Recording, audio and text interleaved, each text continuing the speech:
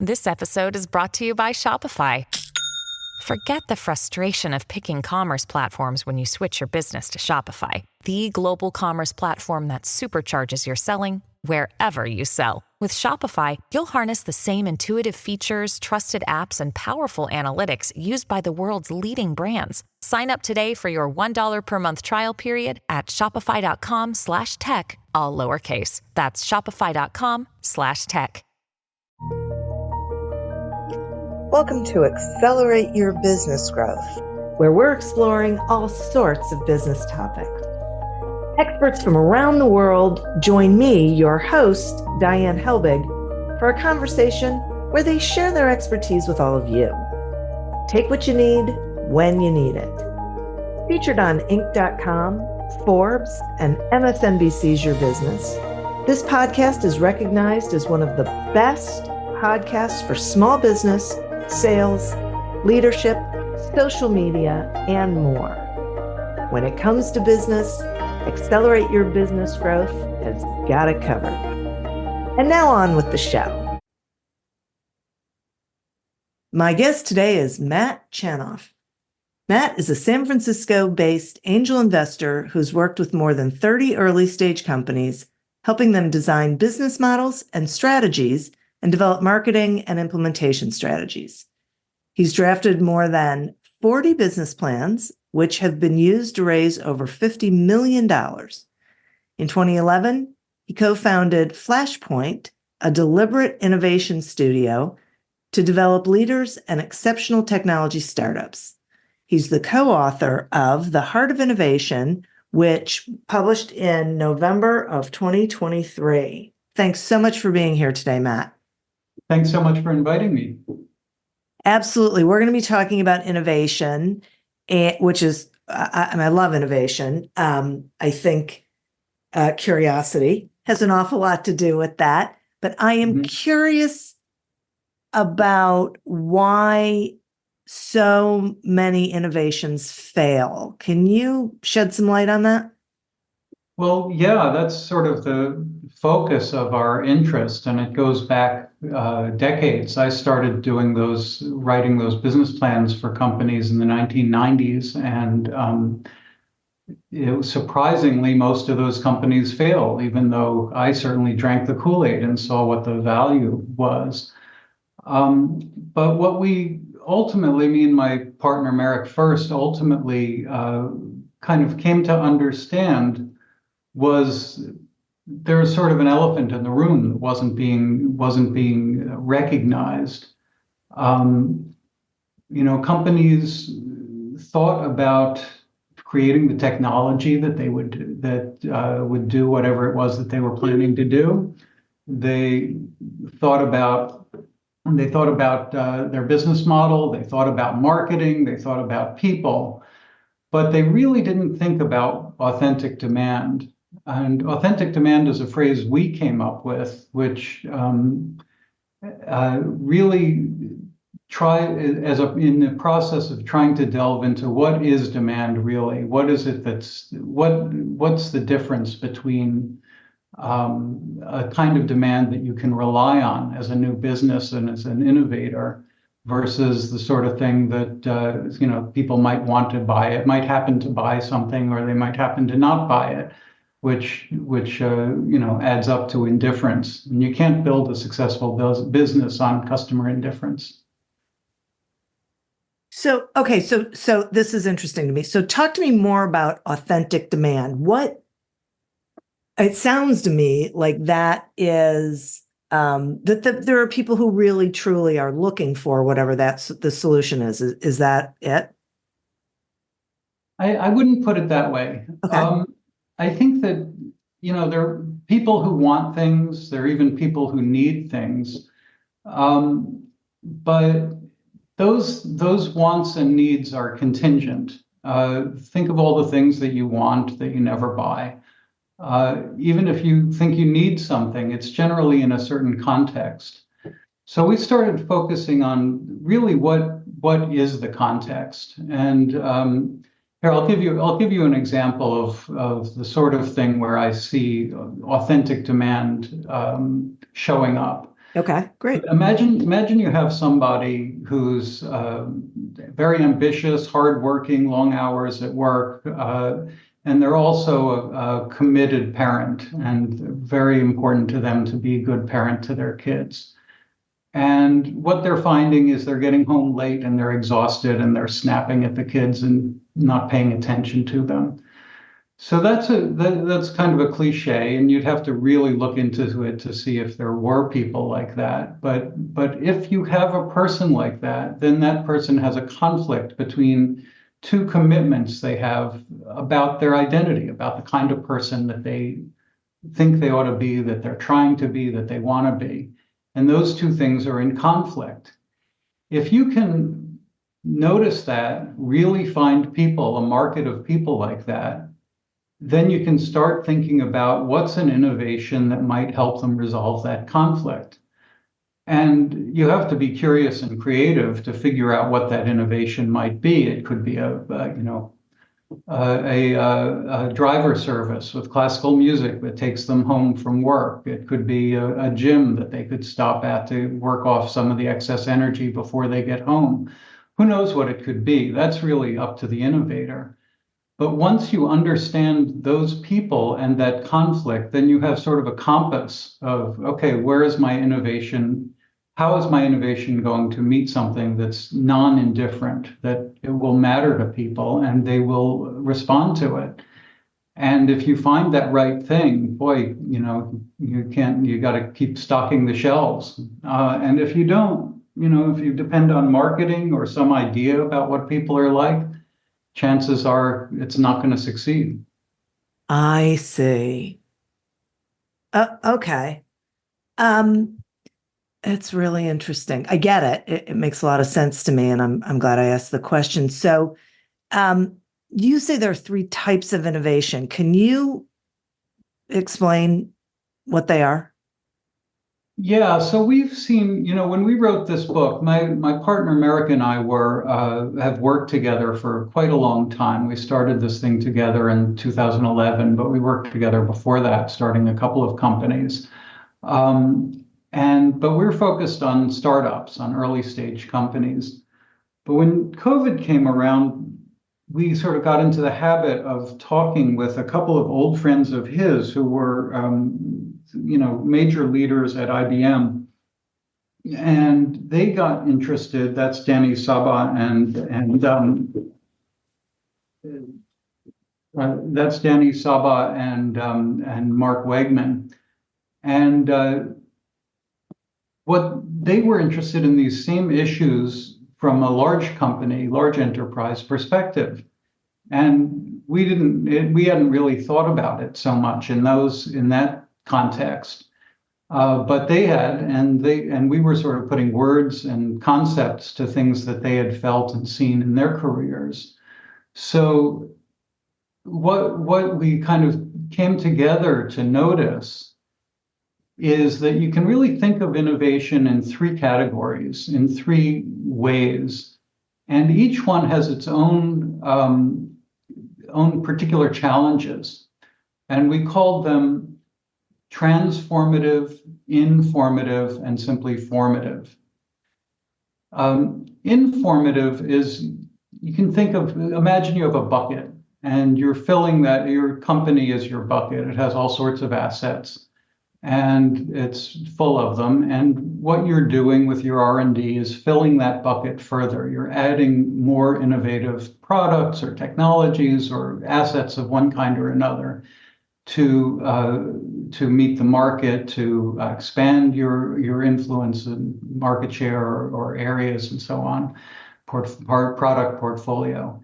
But you already know where that authentic demand is. You understand the customers. You're just watching them evolve, and you're evolving the technologies and so on to meet them. What happens with that is kind of an S-curve, is ultimately those technologies and things, the more effort and money you put into it, the less you get out of it. Because competitors catch up, because technologies mature, all these sorts of things. And what you need then is a new bucket You need to expand your bucket in some way. You need to change what it is you're looking at. And people usually think about that as changing their sort of the premises of the business. So an obvious example is, suppose you were a railroad and you knew all about how railroads worked and how to sell to people who carried stuff on railroads and so on.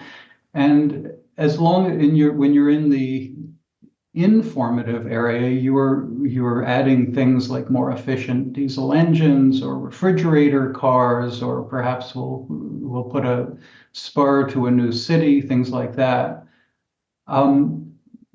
When that becomes kind of mature and you can't do better than that, you start thinking about transforming it. And you think, oh, well, maybe instead of just thinking of ourselves as a railroad, we can think of ourselves as a transportation company. And then we can expand into shipping or to air freight or something like that. And from the C-suite, that looks like a great idea because you're suddenly opening things up to a lot of new customers, a lot of ways to approach problems and so on. But that sort of transformation, that's the second type of innovation, is transformative. And that sort of innovation is really, really difficult. And the reason it's difficult, or one of the key reasons that's least understood, is the immunities to change that you find up and down your organization when you try to do this. In just so many little ways, the person who sells the insurance on these on the freight that's being carried doesn't know how to sell insurance for air freight, or guarantees of when things are going to show up are different for when a railroad shows up versus a ship where there might be a storm and the ship is stuck in port or something like that. And just sort of up and down the organization, there are all these people who were committed to doing their job, and now their job has unknown aspects to it, and they resist it. Often in very, very passive, even unconscious ways. But you see that sort of gumming up the works with mergers and acquisitions all the time, and I think it accounts for a lot of the failures of M&A. So that's kind of the key problem with the second form of innovation, the transformative. What we're talking about and what we really focus on in the book is this third one, which we simply call formative. And that's the question of how do you start something new? What was it that made that railroad a successful business in the first place? And there's a great example with railroads in the 19th century is when telegraphs started showing up.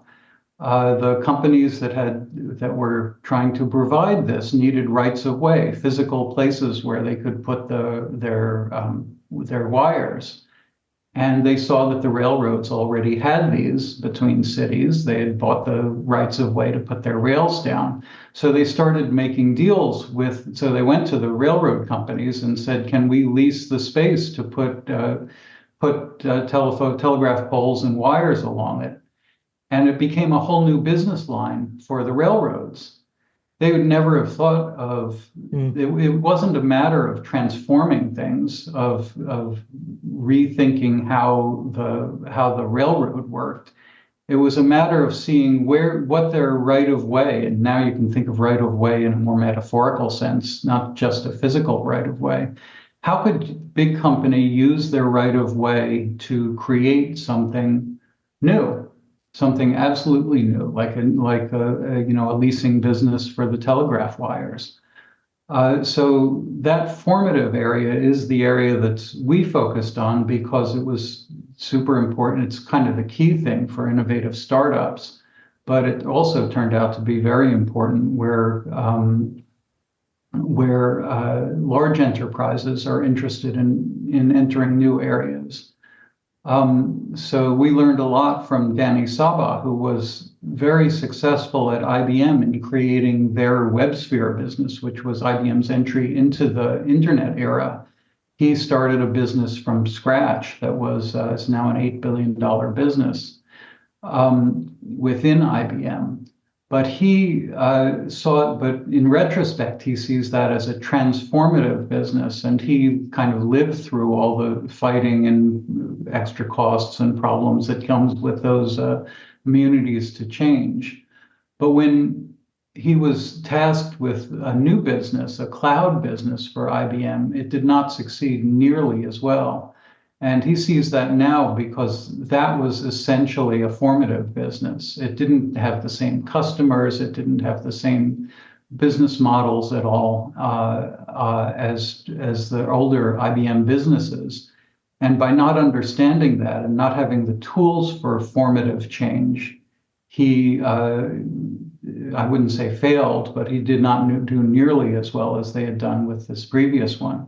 So that's why we try to get people, especially people with existing businesses, to try to understand, try to fit what they're trying to do or what they feel like they need to do into one of these three categories, so they can think about the kind of issues that are the particular challenges, whether it's the technical challenges and teamwork and so on, getting the right people that is involved with the R&D for informative innovation, or whether it's the psychological acuteness and managing people and avoiding immunities to change that's important, that are important, mostly important for the transformative world, or whether it's the kind of tools that you need that we've been working on to figure out really new formative innovation.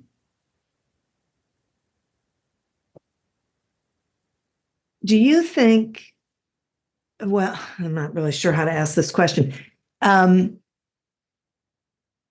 Do all companies go through periods where they experience each one of these sorts of innovation, or can a company just, be involved in one of them? I mean, is it sort of a life cycle sort of thing, or what?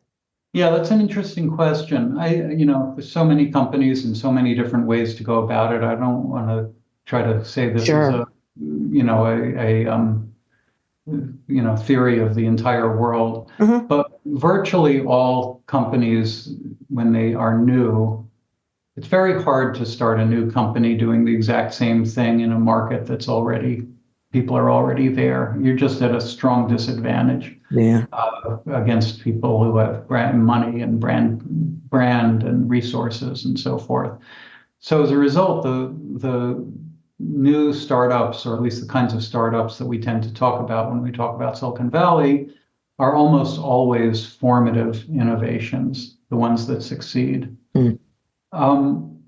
Transformative, sometimes, I think that as a general rule, like I said, there's an S curve that at first, once you have that formative, successful innovation, you put money in, you put resources and people in, and the company grows, the business grows. But ultimately, at some point, that business, that curve flattens out, and the more you put in, you're getting relatively less out of it. And at that point, there tends to be pressure to look for a transformative answer. Sometimes that's resisted. Sometimes they can't think of a good one. When they do that, it very often fails, and that's a big consideration.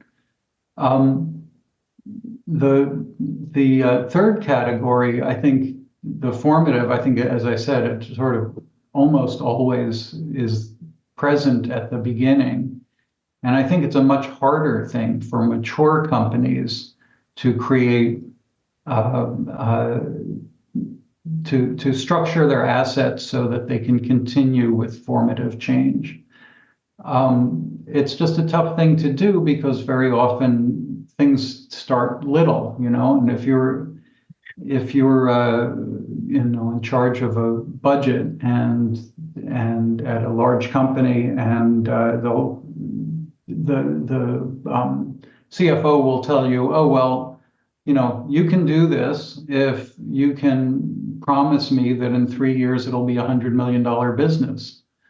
Well, you can't do that with Right. affirmative change.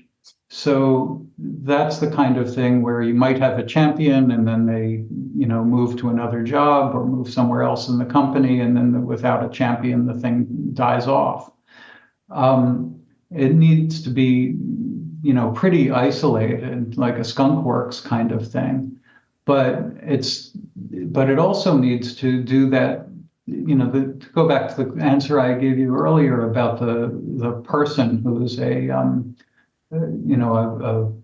hardworking, ambitious person and also a committed parent. I mean, that's a nice illustration of the idea, but in fact, understanding customers have to go way, way, way deeper than that. And that's a process that's just so vulnerable to biases and kind of seeing it through the lens of your existing business and so on, that you really need a set of new tools, and you need the patience and long-term support of whoever's signing off on your budget and your org chart and so forth. And it's a very tough thing for large companies to do. So do you think it's easier, like all of this is easier for small businesses? Are they more nimble? Well, startups don't have many of those problems, but they also don't have many rights of way, right?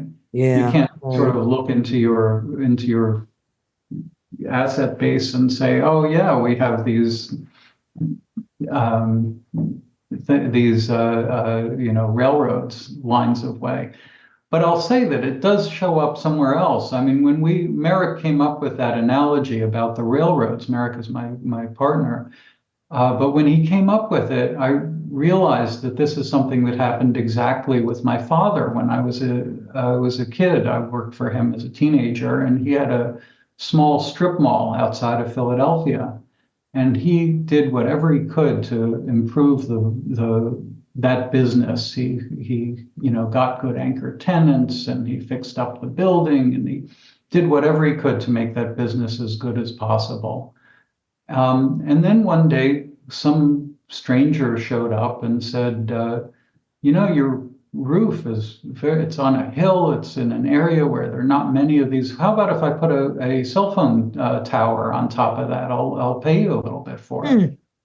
And that would never in a million years have occurred to him. He was a real estate guy. Yeah. But a year or two later, there were a bunch of satellite dishes up on the roof.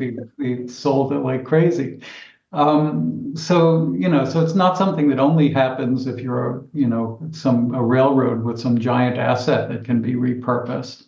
You can just have a roof, but it takes a lot of creativity. And the thing about those two examples is they're both examples of the innovation coming from outside, right? Yeah. Somebody who showed up, and the trick is, how do you do these things from the inside? And that's what we've been working on. I say, yeah, I'm so glad that you just said that, because I was thinking about that. Those two examples were someone coming to the company and saying, what about this? Instead of from the inside, being able to look and, get creative with ideas. Yeah, because I think in order to do it from the inside, you have to start understanding your customers or the people that you want to serve from the beginning. And it's very hard to start at the beginning. It's very hard to avoid starting, with all of your prejudices and assumptions and stereotypes intact. So, that's something that's just very hard to do, and that we work hard to, and have developed particular methodologies to deal with. Yeah, I get that. I can certainly see that. This is so interesting, and I know that you have met probably hundreds of businesses over the years that are really looking to grow and do great things.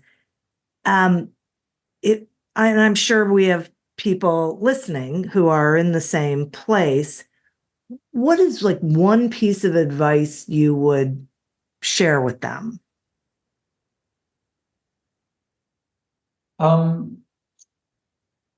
Yeah, it's always hard to give one piece of advice I know. because it's sort of, I mean, I think you really need to figure out a method.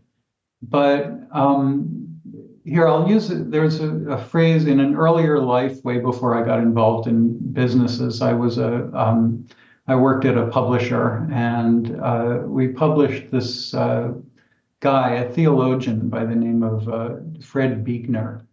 And Fred wrote something, and it's a religious text, but if you strip it of religion, I think it says something that's super important for innovators. And what he said was that the place God calls you is where your deep gladness meets the world's deep hunger. And I love that phrase. And I think that innovators spend too much time thinking about or paying attention to, consciously or unconsciously, their deep gladness, the thing that matters to them, and not the world's deep hunger. And our whole idea of authentic demand and understanding how people have authentic demand, or how they're, otherwise they're indifferent to it, that's kind of encapsulated in that idea of deep hunger. What's somebody's deep hunger for something? And people have commitments in life. They have lifetime commitments about their ethics or their family or so forth, and they have medium-term commitments. While I'm a student, I have to do the things to be a student. While I'm in this job, I have to do the things to be in this job. And they have short-term commitments, like I'm putting on the block party for Christmas this year. And when people have commitments, then looking for the things that stop them from acting on those commitments, and then trying to relieve them of those things, that is where you find their deep hunger. Because their deep hunger is where they can't be who they want to be, who they intend to be, who they mean to be. In terms of the long-term commitment or short-term or medium one, they can't be what they want to be. And you've got to recognize that people are experts in their own lives. They're extremely good at this, at living their lives and meeting their commitments. Otherwise, they wouldn't be where they are. They wouldn't have a roof over their heads. They wouldn't have a job. They wouldn't be in that school. But nevertheless, they're very frequently, for all sorts of reasons, running into things that stop them from meeting those commitments. And it could be a conflict, like the example I gave before. It could be some kind of demographic change. It could be, the economy changing in one way or another. All sorts of reasons kind of get in the way of people. But when they do, and when they really have that commitment, if they don't have the commitment, they'll just change it. Okay, I'm not a student anymore. I can't see very well, so I'll stop driving. They're indifferent, they're indifferent. But if they're not indifferent, if they're committed to that thing, then helping them achieve that's where you'll find authentic demand. That's so great. Thank you for that. That is really, I love that quote too that you shared, and that really brings this all together in a way that is enlightening and so understandable. Matt, I appreciate the conversation. I think, the work that you're doing is so interesting and valuable. Will you tell the listeners, how they can find you, how they can find the book? Yeah, so the book is called The Heart of Innovation, and you can find it on Amazon. And we have a website, theheartofinnovation.com, and we have some additional, blog posts and so on there. And your listeners are, highly encouraged. If you look at book, the book is kind of developed in two sides. The first half is accidental innovation, where people have found authentic demand without knowing that was precisely what they were looking for and have failed to find it. So there's a bunch of case studies in there. And then the second half is deliberate innovation, how you can kind of follow a process to find those authentic demands that are hidden in your customers. So I hope people will take a look at it. Oh gosh, I'm sure they will. It's terrific. So again, thank you for spending this time with us and sharing this information. And listeners, thank you. You are who we're doing this for. Thank you for tuning in to this episode of Accelerate Your Business Growth, a production of Evergreen Podcasts. Discover more episodes of this podcast and explore others at evergreenpodcast.com. As always, continue to prosper and be curious. And if you're looking to get your sales strategy headed in the right direction, pick up a copy of Succeed Without Selling on Amazon or wherever books are sold. Until we meet again on another episode of Accelerate Your Business Growth, goodbye and good day. Do you love news about LinkedIn, Indeed, Google, and just about every other recruitment tech company out there? Hell yeah. I'm Chad. I'm Cheese. We're the Chad and Cheese Podcast. All the latest recruiting news and insights are on our show. Dripping in snark and attitude. Subscribe today wherever you listen to your podcasts. We out.